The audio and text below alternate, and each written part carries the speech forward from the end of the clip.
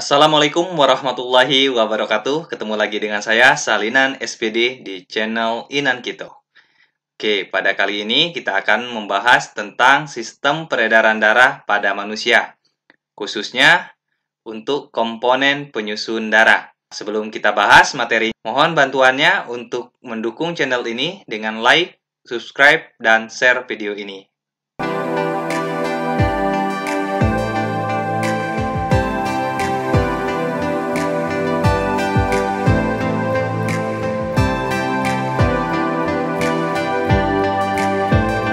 Kita coba lihat, pada komponen penyusun darah itu, secara umum dibagi menjadi dua. Yang pertama ada plasma darah, yang kedua ada darah itu sendiri. Nah, untuk darahnya nanti akan dibagi menjadi tiga. Ada eritrosit, sel darah merah, ada leukosit, sel darah putih, dan ada trombosit, dikenal dengan keping darah. Secara komposisi, plasma darah ini yang paling dominan ada di dalam darah, di mana plasma darah ini komposisinya 52 hingga 62%. Biasanya cairan berupa berwarna kuning dan banyak mengandung mineral. Nah, selanjutnya untuk sel darah putih itu hanya sedikit, hanya kurang dari 1%. Kemudian juga begitu juga dengan trombosit, juga kurang dari 1%. Nah, selanjutnya itu ada 38-48%-nya komposisi darah itu adalah sel darah merah atau dikenal dengan nama eritrosit. Sel darah merah ini memang karena dia berwarna merahnya itu karena dia mengandung hemoglobin. Baiklah, untuk lebih jelasnya kita akan bahas pada slide berikutnya. Nah, yang pertama coba kita lihat, ada plasma darah. Plasma darah seperti yang saya sampaikan sebelumnya bahwa plasma darah ini merupakan komponen darah yang berbentuk cairan. Nah, cairan ini biasanya berwarna kekuningan. Dan plasma darah ini yang paling dominan di dalam komposisi dari darah. Kenapa? Karena plasma darah ini mengisi sekitar 52 hingga 62% dari volume darah dalam tubuh kita. Nah, plasma darah ini tersusun dari air kurang lebih 92% dan 8%-nya berupa karbohidrat, glukosa, asam amino biasanya dalam bentuk protein, vitamin, lemak, serta garam mineral lainnya. Nah, yang kedua selain plasma darah, ada tadi kita kenal dengan darah. Darah ini terdiri dari sel-sel darah. Nah, sel-sel darah ini komponen terpenting dalam sistem peredaran darah. Karena namanya sistem peredaran darah, ya darah ini ya yang diangkut untuk mengalirkan nutrisi, oksigen, hormon, antibodi, serta berbagai zat lainnya dari dan ke seluruh tubuh. Jadi, sel darah inilah yang akan mengangkut nutrisi, oksigen, hormon, antibodi, serta berbagai zat lainnya. Diangkutnya dari satu tempat ke tempat yang lain sesuai dengan perintah dan fungsinya. Nah, sel darah ini meliputi ada sel darah merah dikenal dengan eritrosit, sel darah putih dikenal dengan leukosit, dan terakhir ada keping darah dikenal dengan trombosit.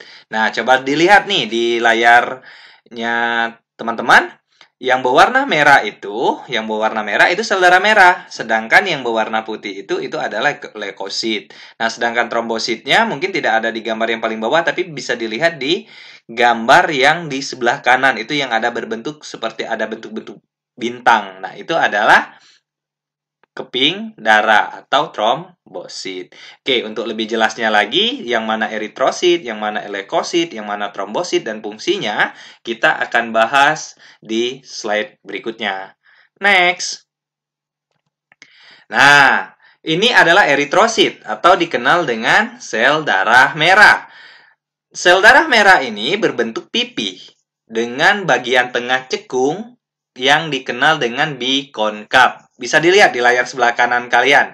Itu kan dia bulat, tapi dia berbentuk pipih, tapi ada cekungan di tengah. Makanya disebutnya dia cekung bikonkap. Sel darah merah ini tidak memiliki inti sel. Dia kosong, tidak ada inti selnya. Nah, warna merah pada sel darah merah disebabkan adanya hemoglobin atau Hb dalam sel darah merah itu. Hemoglobin inilah yang berfungsi untuk mengikat oksigen. Kenapa dia bisa mengikat oksigen? Karena dia tersusun oleh protein yang mengandung zat besi. Ya, kita lanjut ya. Kita lanjut ke slide berikutnya. Nah, yang ini adalah leukosit. Kalau leukosit ini merupakan sel darah putih yang memiliki bentuk yang tidak tetap atau bersifat amoeboid dan memiliki inti. Jumlah sel darah putih tidak sebanyak dari jumlah sel darah merah. Setiap 1 milimeter kubik darah itu mengandung sekitar 8.000 sel darah putih. Nah, fungsi utama dari sel darah putih ini sebagai antibodi atau sering dikatakan sebagai untuk melawan kuman atau bibit penyakit yang masuk ke dalam tubuh. Ya.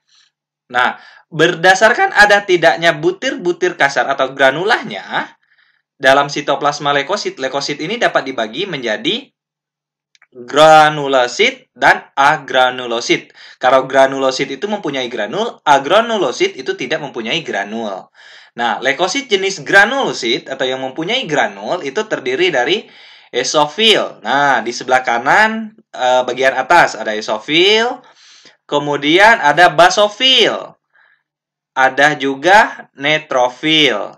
Sedangkan yang tidak mempunyai granul atau agranulosit itu terdiri dari limfosit dan monosit. Nah, untuk lebih jelas coba dilihat pada gambar yang sebelah kanan kalian. Oke, jika sudah jelas kita lanjut ya, next. Nah, berikutnya ada trombosit atau dikenal dengan keping darah. Bentuk dari trombosit ini sangat-sangat beragam. Ada yang bulat, ada yang oval, dan juga ada yang memanjang. Nah, kalau kita lihat bentuknya itu seperti biji kedondong ya. Kemudian, trombosit ini tidak berinti dan bergranul ya. Nah, jumlah sel pada orang dewasa itu sekitar 200.000 hingga 500.000 per 1 milimeter kubik darah. Umur dari keping darah ini cukup singkat, yaitu sekitar 5-9 hari saja. Keping darah atau trombosit ini sangat berhubungan dengan proses pengeringan luka, sehingga tidak heran jika ada yang menyebutnya keping darah sebagai sel darah pembeku, atau lebih sederhananya trombosit ini berfungsi untuk pembekuan di saat terjadi luka. Nah, bagaimana proses pembekuan luka? Oke, kita bisa lihat pada slide berikut ini. Nah, di sini ada mekanisme pembekuan darah, di mana saat trombosit pecah, itu akan mengeluarkan trombokinase. Nah, trombokinase ini yang akan bekerja dengan trombin dengan dibantu oleh kalsium dan vitamin K akan berubah menjadi trombin. Nah, trombin ini bekerja untuk fibrinogen. Fibrinogen itu akan dirubahnya menjadi benang-benang fibrin. Apa itu benang-benang fibrin? Benang-benang fibrin itu berupa benang-benang yang dapat menutupi luka, sehingga aliran darah itu bisa mereka sumbat. Jadi terjadilah penutupan pada permukaan kulit yang terluka. Gimana? Sampai sini sudah cukup jelas? Kalau belum jelas, boleh putar lagi videonya dan bisa diskusi dengan cara komen di bawah. Cantumkan nama kalian, komen. Nanti kami akan menjawab apa yang kami ketahui. Terima kasih yang sudah nonton video ini. Terima kasih atas dukungan kalian. Jangan lupa yang belum like, komen, subscribe. Mohon bantuannya untuk subscribe channel ini untuk membantu kami. Terima kasih sudah menonton. Sekali lagi, Assalamualaikum warahmatullahi wabarakatuh.